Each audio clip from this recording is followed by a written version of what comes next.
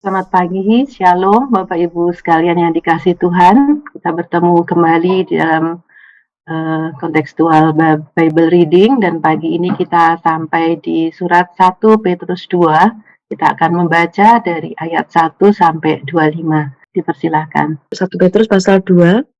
Karena itu, buanglah segala kejahatan, segala tipu muslihat, dan segala macam kemunafikan, kedengkian, dan fitnah. Dan jadilah sama seperti bayi yang baru lahir, yang selalu ingin akan air susu yang murni dan yang rohani, supaya olehnya kamu bertumbuh dan beroleh keselamatan, jika kamu benar-benar telah mengecap kebaikan Tuhan. Dan datanglah kepadanya batu yang hidup itu, yang memang dibuang oleh manusia, tetapi yang dipilih dan dihormat di hadirat Allah. Dan biarlah ini juga dipergunakan sebagai batu hidup untuk pembangunan suatu rumah rohani, bagi suatu imamat kudus, untuk mempersembahkan persembahan rohani yang karena Yesus Kristus berkenan kepada Allah. Sebab ada tertulis dalam kitab suci, sesungguhnya aku meletakkan di Sion sebuah batu yang terpilih, sebuah batu penjuru yang mahal, dan siapa yang percaya kepadanya tidak akan dipermalukan. Karena itu bagi kamu yang percaya ia mahal, tetapi bagi mereka yang tidak percaya, batu yang telah dibuang oleh tukang-tukang bangunan telah menjadi batu penjuru, juga telah menjadi batu sentuhan dan suatu batu sandungan. Mereka tersandung padanya karena mereka tidak taat kepada firman Allah, dan untuk itu mereka juga telah disediakan. Tetapi kamulah bangsa yang terpilih, umat yang rajani, bangsa yang kudus, umat kepunyaan Allah sendiri, supaya kamu memberitakan perbuatan-perbuatan yang besar dari Dia, dan telah memanggil kamu keluar dari kegelapan kepada terangnya yang ajaib. Kamu yang dahulu bukan umat Allah, tetapi yang sekarang telah menjadi umatnya, yang dahulu tidak dikasihani, tetapi yang sekarang telah beroleh belas kasihan. Saudara-saudaraku yang kekasih, aku menasihati kamu supaya sebagai pendatang dan perantau, kamu menjauhkan diri dari keinginan-keinginan daging yang berjuang melawan jiwa. Milikilah cara hidup yang baik di tengah-tengah bangsa-bangsa bukan Yahudi, supaya apabila mereka memfitnah kamu sebagai orang durjana, mereka dapat melihatnya dari perbuatan-perbuatanmu yang baik dan memuliakan Allah pada hari Ia melawat mereka. Tunduklah karena Allah kepada semua lembaga manusia, baik kepada raja sebagai pemegang kekuasaan yang tertinggi, maupun kepada wali-wali yang diutusnya untuk menghukum orang-orang yang berbuat jahat dan menghormati orang-orang yang berbuat baik. Sebab inilah kehendak Allah, yaitu supaya dengan berbuat baik, kamu membungkamkan kebijikan orang-orang yang bodoh. Hiduplah sebagai orang merdeka dan bukan seperti mereka yang menyalahgunakan kemerdekaan itu untuk menyelubungi kejahatan-kejahatan mereka, tetapi hiduplah sebagai hamba Allah. Hormatilah semua orang, kasihilah saudara-saudaramu, takutlah akan Allah, hormatilah raja. Hai kamu, hamba-hamba, tunduklah dengan penuh ketakutan kepada Tuhanmu, bukan saja kepada yang baik dan peramah, tapi juga kepada yang bengis. Sebab adalah kasih karunia jika seorang karena sadar akan kehendak Allah, menanggung penderitaan yang tidak harus ia tanggung. Sebab dapatkah disebut pujian jika kamu menderita pukulan karena kamu berbuat dosa? Tetapi jika kamu berbuat baik, dan karena itu kamu harus menderita, maka itu adalah kasih karunia pada Allah. Sebab untuk itulah kamu dipanggil, karena Kristus pun telah menderita untuk kamu dan telah meninggalkan teladan bagimu, supaya kamu mengikuti jejaknya. Ia tidak berbuat dosa dan tipu tidak ada dalam mulutnya. Ketika ia dicaci maki, ia tidak membalas dengan mencaci maki.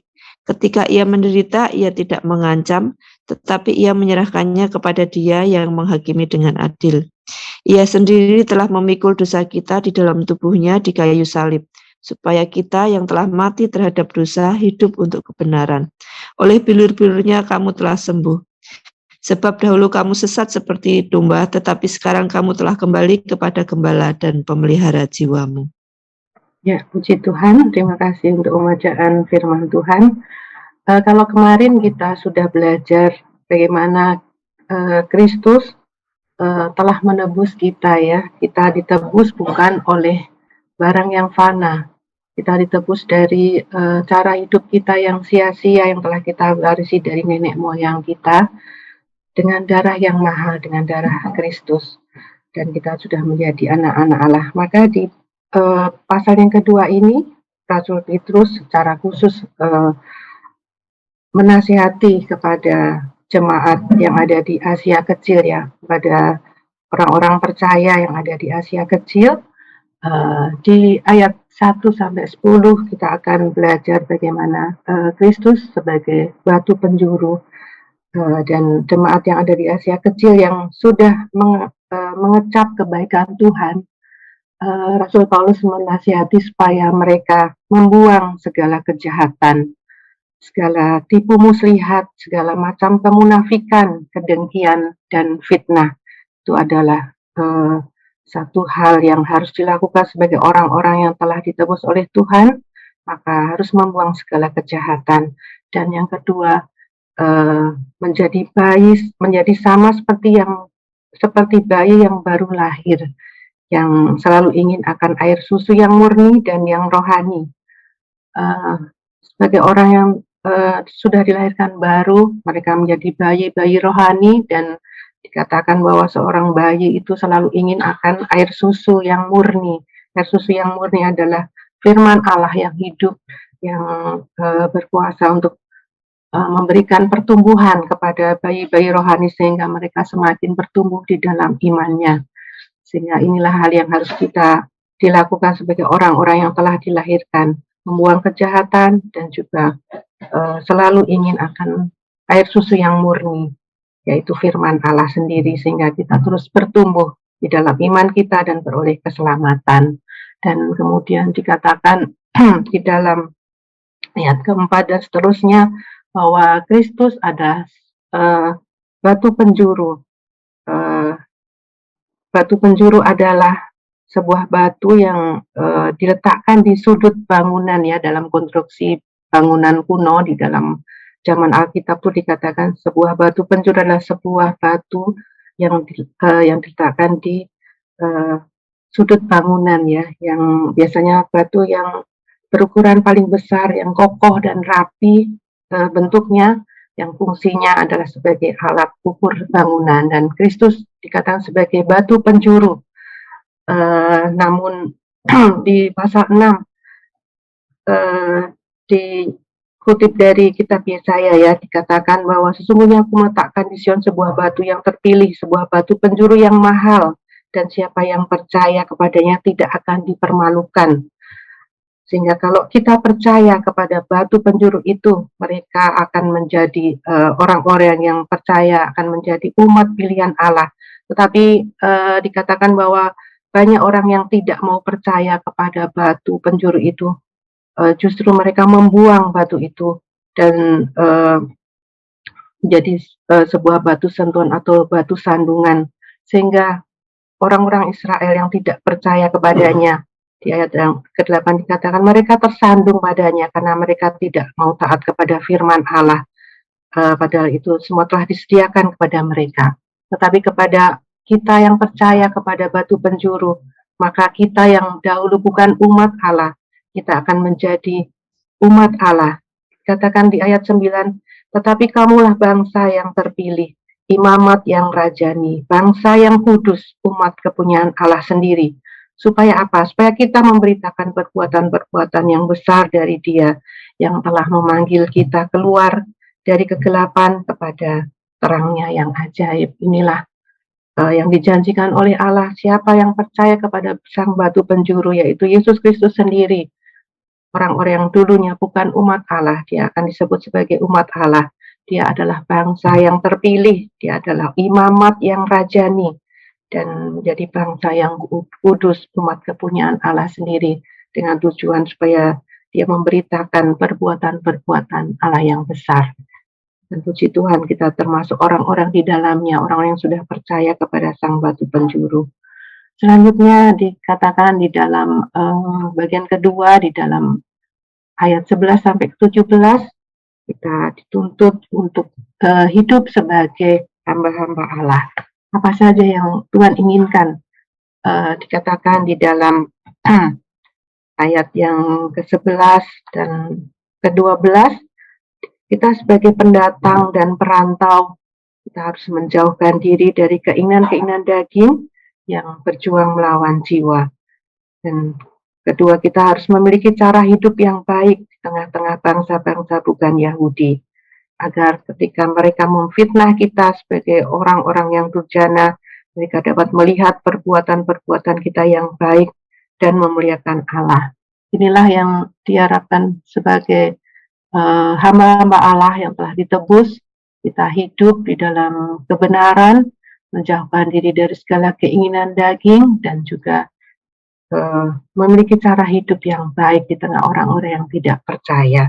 Dan ayat 13 merangkum semuanya apa yang diharapkan sebagai hamba-hamba Allah, yaitu kita harus tunduk kepada Allah, kemudian tunduk kepada semua lembaga manusia, baik raja sebagai pemegang kekuasaan, juga kepada wali-wali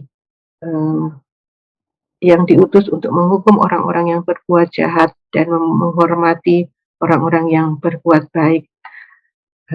Jadi di ayat ke-15 katakan, inilah kehendak Allah supaya dengan berbuat baik kamu membungkam kepicikan orang-orang yang bodoh. Ketika kita berbuat baik, maka tidak ada orang yang dapat memfitnah kita karena hal-hal yang jahat, karena mereka akan melihat perbuatan baik kita dan mereka boleh memuliakan Allah.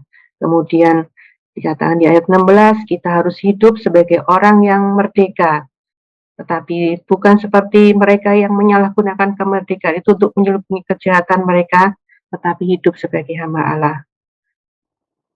Jadi di sini kita sebagai hamba Allah, kita adalah orang-orang yang merdeka, tapi bukan untuk menyalahgunakan kemerdekaan itu untuk berbuat sekehendak hati kita, tapi justru kita menggunakan kemerdekaan kita untuk hidup di dalam kebenaran. Dan inilah yang dikehendaki oleh Allah, yaitu hormati semua orang, mengasihi semua saudara-saudara, takut akan Allah, dan hormatilah raja. Inilah hal-hal yang dikehendaki oleh Allah sebagai hamba-hamba Allah. Kemudian di ayat selanjutnya, di dalam ayat 18 sampai 25 dikatakan di sini bahwa penderitaan Kristus sebagai teladan bagi kita. Di ayat-ayat ini dikatakan agar sebagai hamba di dunia, ya, kita harus tunduk dengan penuh ketakutan kepada Tuhan kita, bukan saja kepada yang baik dan peramah, tetapi juga kepada yang bengis. Jadi ini menyatakan bahwa sebagai hamba-hamba kita memiliki atasan, memiliki tuan-tuan kita. Seringkali mungkin kita mau tunduk hanya kepada atasan yang baik, kepada pimpinan yang baik. Tapi di sini Tuhan katakan bahwa sebagai hamba kita harus tunduk dengan penuh ketakutan. Artinya dengan ketundukan yang sebenarnya, yang sehormat-hormatnya kepada Tuhan kita, kepada pimpinan kita.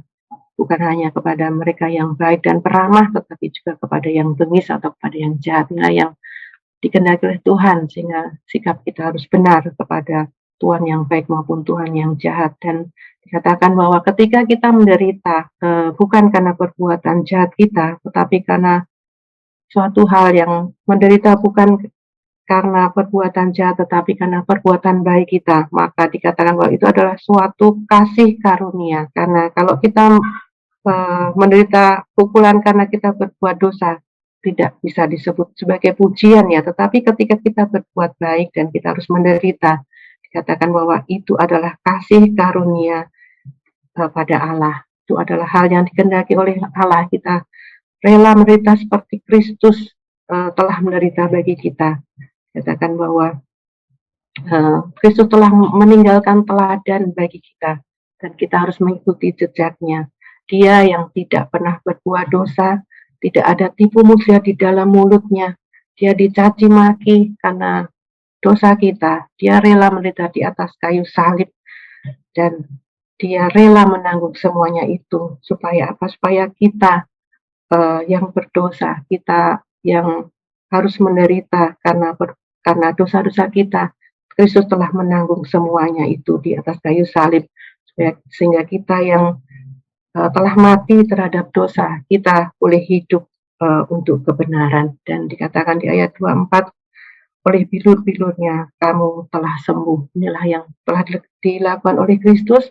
Dia telah meninggalkan satu teladan bagi kita. Dia rela menderita untuk kita semua, sehingga kita pun harus mengikuti teladan Kristus, kita rela menderita bagi kebenaran.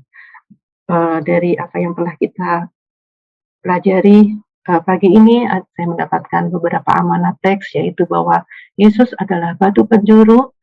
Barang siapa yang percaya kepadanya, dia akan menjadi umat Allah, menjadi bangsa yang kudus, menjadi imamat yang rajani.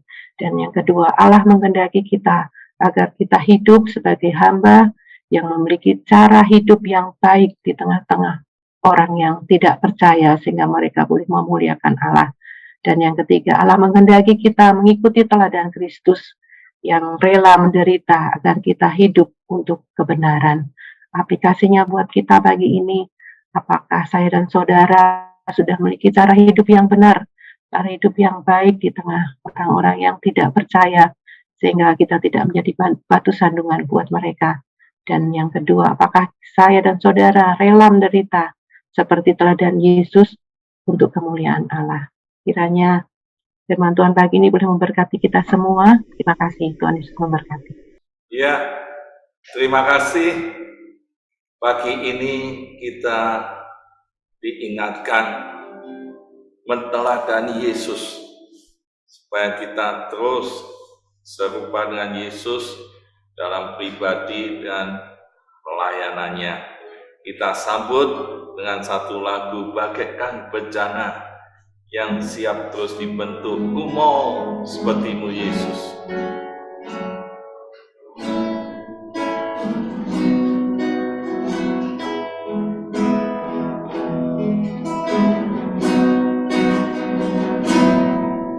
Bagaikan bejana siap dibentuk, demikian hidupku di tanganmu, menembus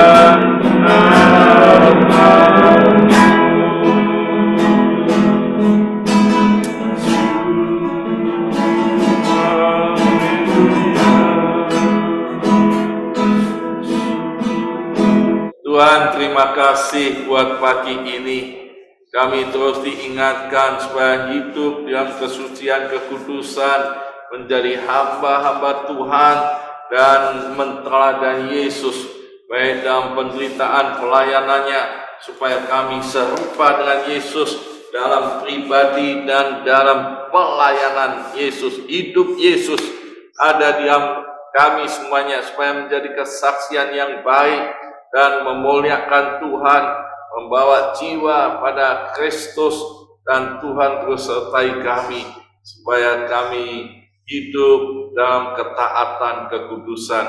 Dan berkati semuanya dengan limpahnya Tuhan dalam keluarga, pelayanan, profesi, pekerjaan, studi, dan setiap langkah hidupnya, supaya berbuah lebat memuliakan Tuhan dan menjadi berkat. Lindungi kami supaya kami tetap sehat tanpa kesakitan, hidup tanpa dosa, dan memuliakan Tuhan. Terima kasih Tuhan, segala kemuliaan hanya bagi nama-Mu, di dalam nama Tuhan Yesus. Bagi Dialah segala puji, hormat, dan syukur.